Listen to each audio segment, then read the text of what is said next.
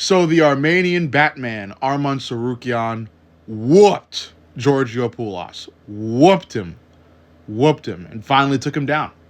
That was an amazing performance by Arman, and I think the main takeaway is lightweights beware.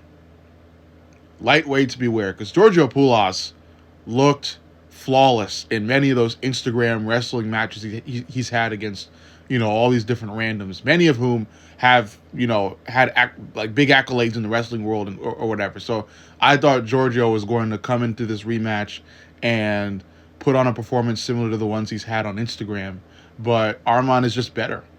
And Arman even said it in the pre-fight press conference, because Giorgio came in looking like the Hulk, and Arman came in looking like regular Arman. And what Arman said was really, really important and intelligent. He said that the muscles don't make a wrestler. You come in looking like the Hulk, that doesn't mean you're going to be a super dominant wrestler, especially when you're wrestling at those lighter weights. It's going to be wrestlers who are more explosive, and sometimes you can't see all this explosiveness in pure muscle. And Arman came out and was the more explosive guy.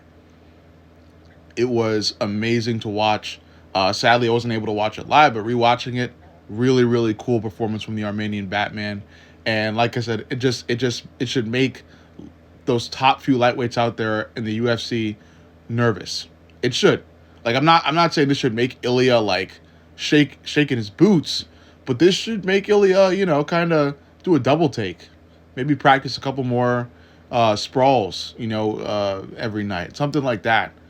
Um, yeah, because Armin's likely next up after Gaethje. So this is purely a message to Ilya, I think, or at least it should be.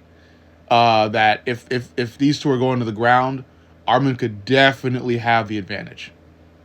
Definitely. The fight may have to end on the feet for Ilya. That's what I'm trying to say here. And Ilya's a great grappler. No disrespect to Ilya, because he out-grappled Charles in those few seconds that they grappled. So, Ilya may be able to out-grapple Armin too, but I'm not really sure, given the fact that Armin is out-grappling all these top-tier grapplers weekend after weekend.